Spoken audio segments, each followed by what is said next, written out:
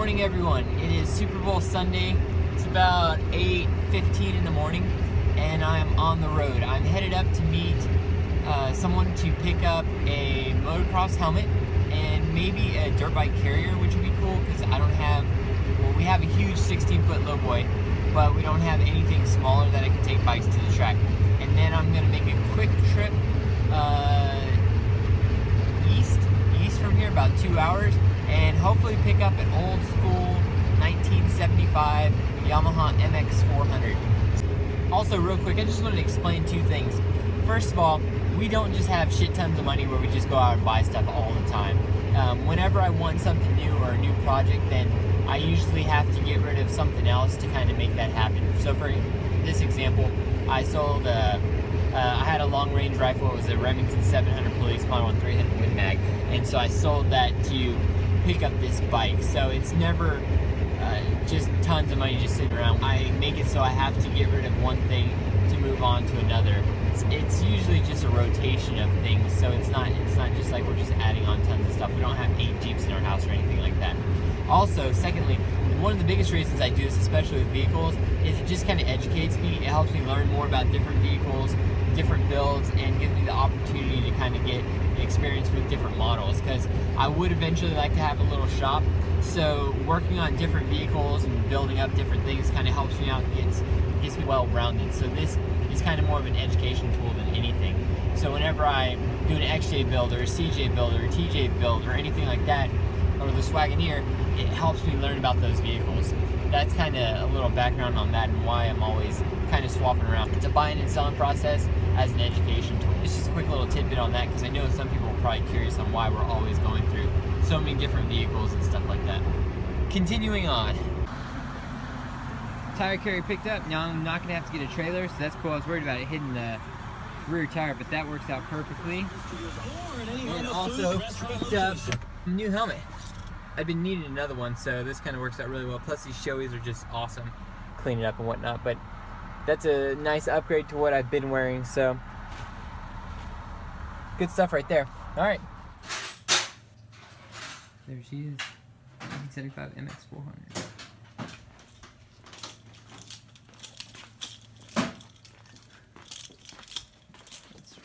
Original sounds. Didn't get to film very much there. The guy Bobby was great. He gave me a lot of information and just like really hooked me up with a bunch of knowledge. So I was very appreciative of that. Got the bike all set up back there. I'm gonna give you more of a walk around. I'll try and pull over pretty soon and just kind of give it a little bit more on it. But as with everything else, I'm really excited about it. Came with the original owner's manual too, which is, I mean, incredibly cool. Finding something like that from like 1975 in mint condition is really awesome. So there you go, 1975 Yamaha MX400. It was the first one with the rear single monoshock and a bunch of other information that I'm not really spun up on yet. But I'm getting this and I'm hoping to race it in the vintage classes around and kind of restore it up a little bit. So this is it. I mean, obviously needs fork seals, clean up.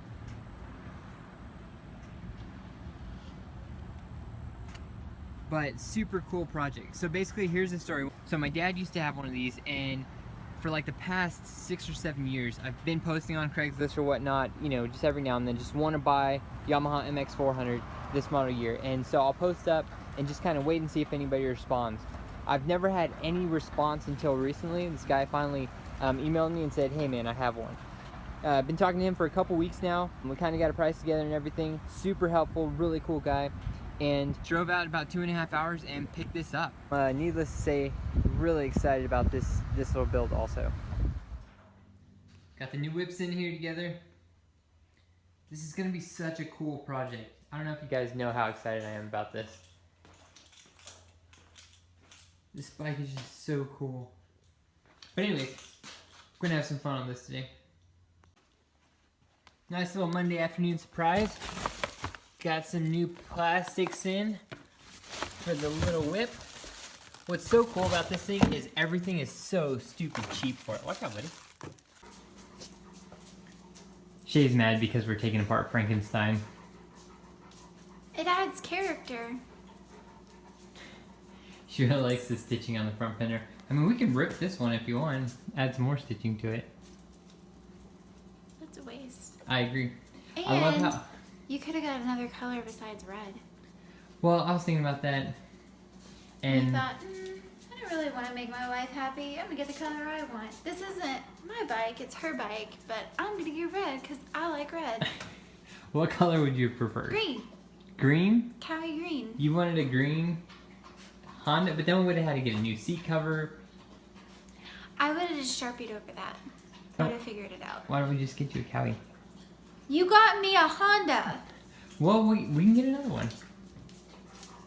What do we need 2 clown bikes, an old dirt bike, and a new dirt bike for? What do we need 4 dirt bikes for? Well, 2 for the neighborhood. For us, we can clown around. Shay's about to toss on all these new plastics that came to us from China in saran wrap. I like it without the front number plate. What about you? No, I'm gonna get the front number plate and I'm gonna write Shay's boss That's fine. on it, and I'm gonna put it right there. And just for any technical gurus who actually care, this is an XR50. This is a CRF70 plastic kit. The differences are basically they started with the XR50 and they came out with the CR50 models afterwards. But you can see the front fender is different. There's a little bit more upscale, I guess you could say. Same with these radiator shrouds. But all of this actually fits right on there. Also, this is a single piece and it's going to become a 3-piece. So those are the differences between the 2 different sets. That's a happy puppy right there. And there we go. All new graphics. Looks like a brand new bike. Best part about being a grown-up is, like literally earlier today I was like, man, I wonder if I can ride my dirt bike today. And I was like, I'm an adult. Of course I can fucking ride my dirt bike.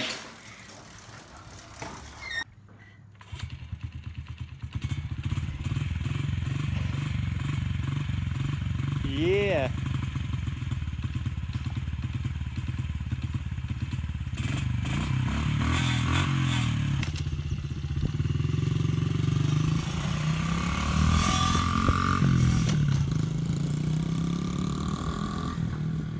She's so pumped. I don't care what she says. Look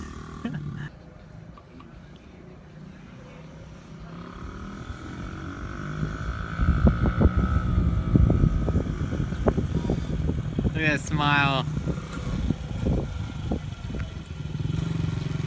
That's a happy kid right there. This might be the coolest thing I've ever had in my life. It's awesome, right? It's pretty cool. There's a dirt bike over there. Nuh-uh. We're gonna go be friends.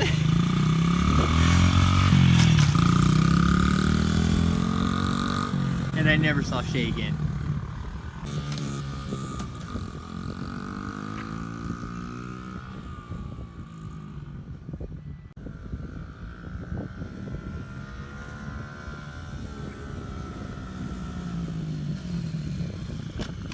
It's pretty quick overall. I'm gonna learn how to do wheelies on the weekend. It's a little bit hard to see, but it is Tuesday night now. I actually met up with someone today and we sold our CRF50. I know, right after we rode it last night for the first time. But after riding it, we decided that it was a little bit smaller than what we wanted. So I'm actually on my way to go check out a CRF70, which is pretty cool. It's a 2009. The last one I had was the XR50. Excuse me, I said CRF. It was XR50 and it was a 2002. So this is kind of a little bit of an upgrade.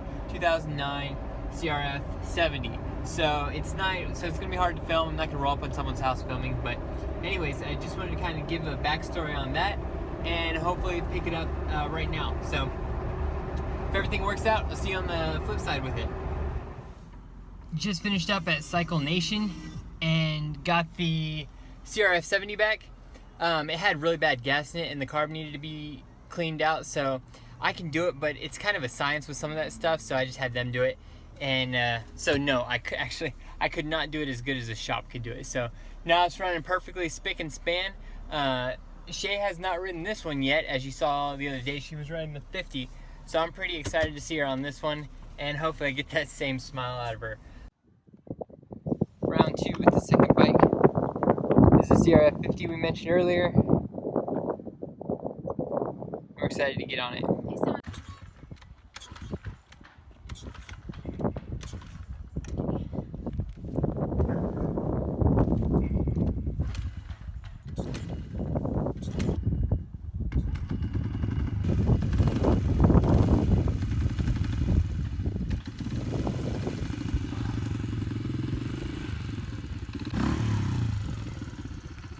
Beast mode engaged.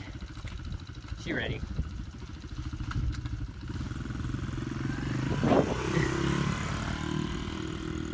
I think this one suits her a little bit better. Much happier with this. While Shay's scooting around, this is my project. Get this installed above the Jeep and the old scooter. So hopefully knock this out pretty quick. Never installed one of these, so I hope it's not too in depth, but I don't think it is. There's, see where she's at. She's having a blast. I think the 70, like I mentioned, is probably not only a better size, but just a better fit in general. You can't beat happiness.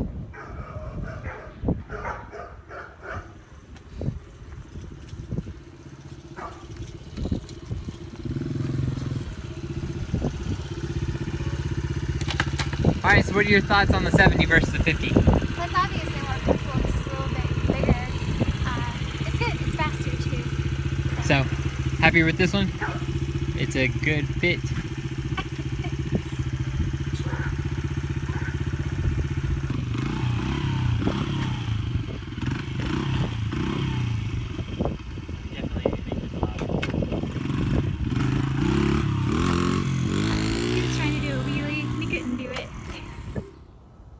Thursday, leaving Sears, just picked up the air compressor. 26 gallon, comes with 1/2-inch impact wrench, ratchet, and 25 foot of hose. Pretty sweet, and it was only, I think it was on sale online for like $270. So excited about that because I've never had an air compressor before. So that'll be nice. Finally use air tools for the first time ever. Only took a couple years. It's Thursday still. Like I said, mentioned earlier, I picked up this air compressor, and I'm gonna stop and run into Central Texas Power Sports real quick and grab some gear, check this place out, and get some stuff. This is what my bike could look like when it's restored.